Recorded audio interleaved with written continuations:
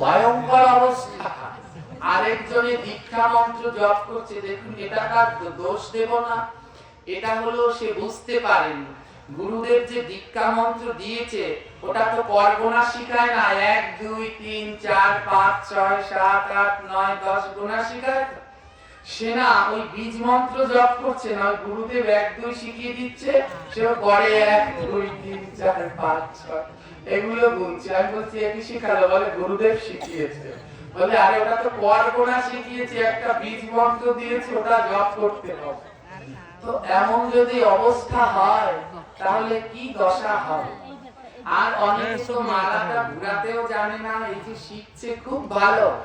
যারা যারা আজকে এই যে জপের মালা নিয়েছেন সবাইকে বলবো আপনারা জপ শুদ্ধভাবে করবেন, শুদ্ধভাবে উচ্চস্বরে, যেন জপ করলে পর মন্ত্র নিজের কানে